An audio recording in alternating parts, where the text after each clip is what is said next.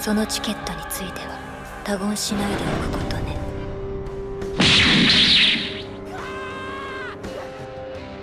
そうやって私が欲しいものを全て奪っていくんですね。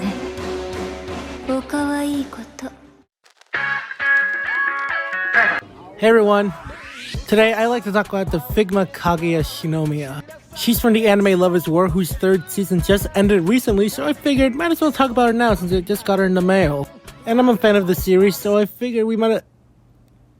Oh. So that's why the box was windowless. Okay. Yeah, out of the box she comes out basically naked, so don't open her around your parents. Especially Dad. So to ease my mind, how about we get her dressed, why don't we? Here you go. In order to put on her dress, first thing you do is rip her head off, as well as her hands. Then you open up the dress from the back from the Velcro strap that's there, then you just shove her in their feet first.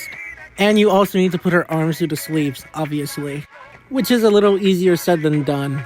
Once you've put her arms through the sleeves, all you gotta do is close it back up, which is also easier said than done. I'm not a big fan of this Velcro design. I would think it'd been better if they had a zipper on it instead. It's not exactly the sturdiest thing out there.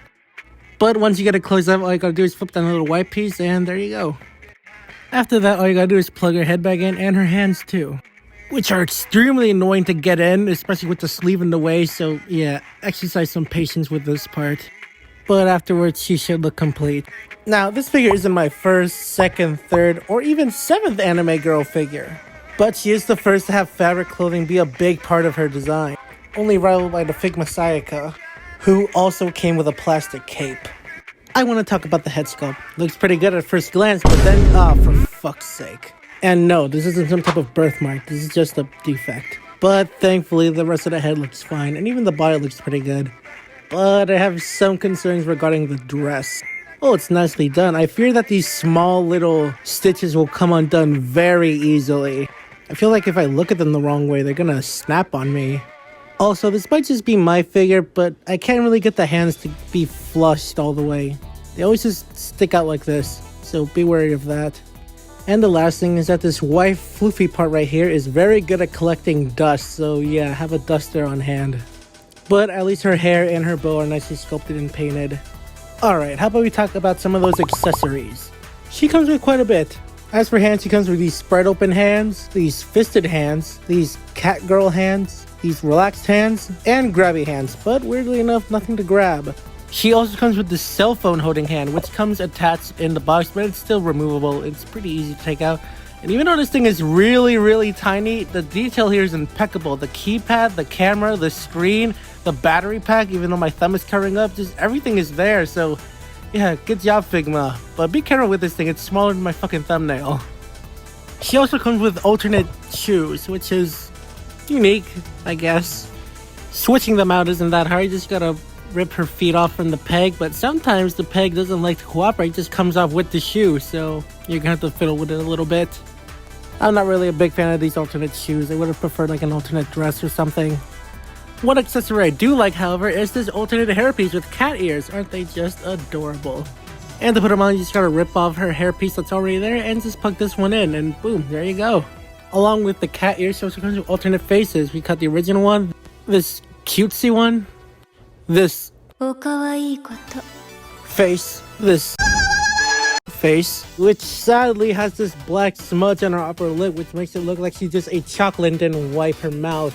She also comes with a standard Figma stand, along with this little clip in order to keep her held on when she's wearing the dress. It can move up and down, it can open its claws, and it can swivel too. She also comes with this little stand adapter, but unless you're gonna have her without the dress most of the time, it's not really needed. Time to talk about posability, and for the sake of science, I'm gonna have to take off her dress in order to really show off the posability. So enjoy the view while you can, you fucking perverts. We have standard head articulation here. It can move up and down, it can turn side to side, and it can rotate. Her arm can rotate all the way around, and her elbow can almost bend all the way in. Her hands can move up and down, and they can rotate, and if you rotate the peg, they can get some side to side too. Her non-existent chest has a ball joint which allows us to get pretty good range of movement. It has an okay arching back and a almost non-existent ab crunch. Her ball joint at the waist is pretty good too. She has a ball joint at her leg which allows her pretty damn good movement, allowing her to kick up that far and move back not that much, admittedly. She's got a pretty good spread too, but these rubber panties get in the way of that. And before any of you ask, no, there is an added detail there. I checked. She's got a fully bendable knee, her feet can move up and down, and they can pivot. The posability here is weirdly really good. This isn't a character that gets into many extreme action poses, but even still, they went all out here. Even though she comes with nothing to grab beside the phone, which already has the hand sculpted on it, if you got extra pieces lying around, you can just give her stuff to hold. And with the dress being removable, you can do some etchy pictures too.